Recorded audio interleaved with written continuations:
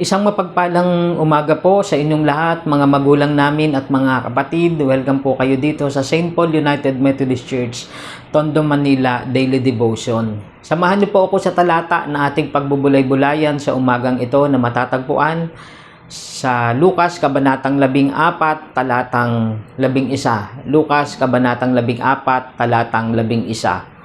Sapagkat ang nagmamataas ay ibababa at ang nagpapakumbaba ay itataas.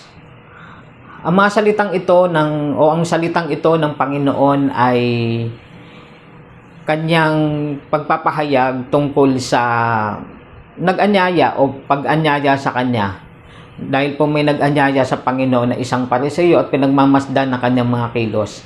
At habang nandoon po yung Panginoon doon sa imbitasyon po na yun, maaaring may okasyon, at napansin nyo po doon sa kwento po natin dito sa unang mga talata, na yung mga tao ay mas pinipili nila yung upuan ng mga para sa mga pandangal o sa mga matataas na tao, sa mga kilalang tao. Yun ang mas naupuan o inuupuan, yun ang mas pinipili ng mga tao.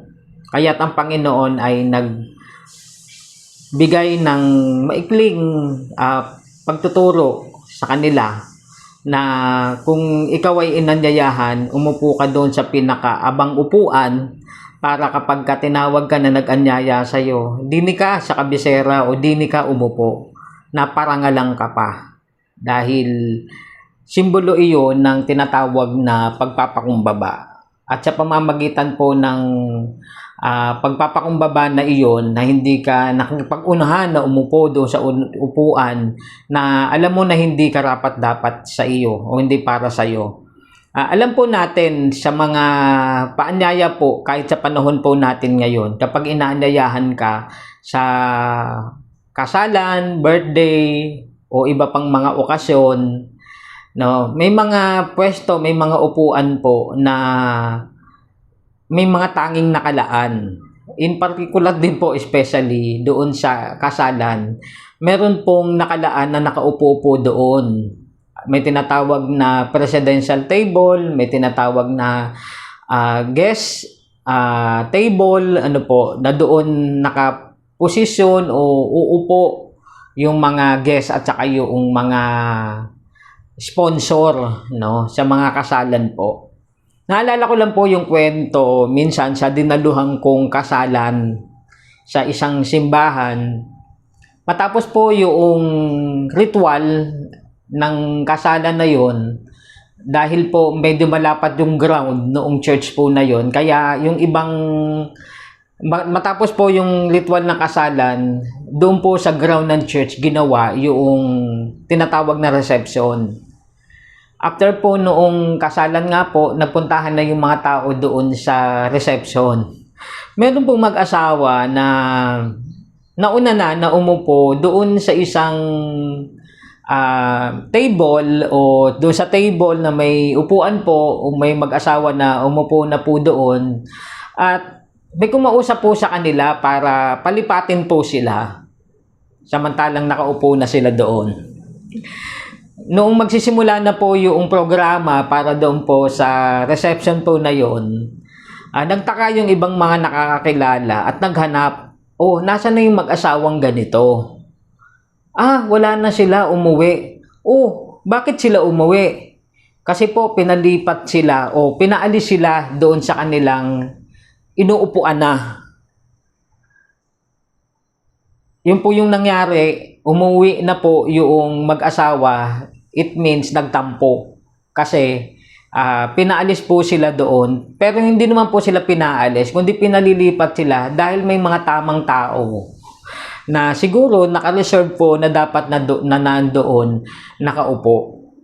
Yun po yung naalala ko lang dito sa talatang ito na itinuturo ng Panginoon dito sa context po na ito, yung paglalagay ng iyong sarili sa isang kalagayan o sa isang posisyon na maging mapagpakumbaba.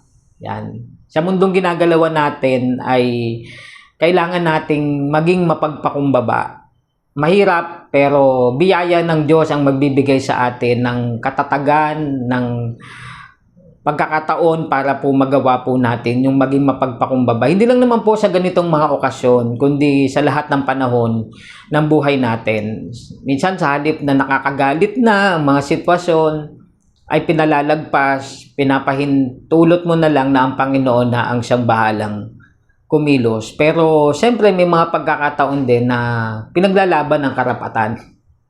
Pero sa maraming pagkakataon na kung kailangan magbigay, magparaya, kung kinakailangan na lang po na maging maayos at magkakasundo po ang lahat, gawin natin yung pagiging mapagpakumbaba. At ito yung nais o kalooban ng Panginoon at sa atin. At sabi nga, ang nagpapakumbaba, ang nagmamataas ay ibababa at ang nagpapakumbaba ay itataas. Sa kamay pa rin ng Diyos na nakakakita ng tunay na laman ng ating puso sa pamamagitan ng ating pagiging humble o may humility po tayo o may pagpapakumbaba po tayo.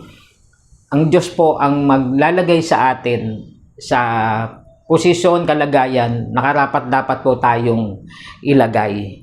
Sa pangalan ng Ama, ng Anak at ng Banal na Espiritu. Amen. Tayo po ay manalangin. Aming Ama at aming Diyos, pinagpapala ka namin sa umagang ito. Salamat sa pagpapaalala sa inyong mga salita. Salamat Panginoon na tunay nga po na katulad mo na halimbawang ipinakita sa amin ng buhay na nagpapakumbaba maging hanggang sa inyong kamatayan doon sa krus. At ikaw Panginoon ay nasa kanang trono at mamamahala sa amin magpakailanman. Gayon din po, O Diyos, sa buhay na ito, sa aming lakbayin, ng aming pananampalataya bilang inyong mga anak, Panginoon, sa bawat araw na nangangailangan ng kapakumbabaan, maging sa mga sitwasyon, Panginoon, na meron din namang mga karapatan, subalit na mas pinipili pang magpakumbaba, O Diyos, ikaw pa rin ang magkakaloob, maglalagay ng tao sa karapat-dapat niyang kalagayan o posisyon. Salamat po sa umagang ito, pinagpapala ka namin sa panibagong lakas at buhay na pinagkakaloob. Maging pagpapala nawa ang panibagong araw, babayan, ingatan niyo po mga anak mo sa kanilang gawain, pagpapasimula ng araw, gabayan niyo po sila sa maghapon, ang kanilang sambahayan.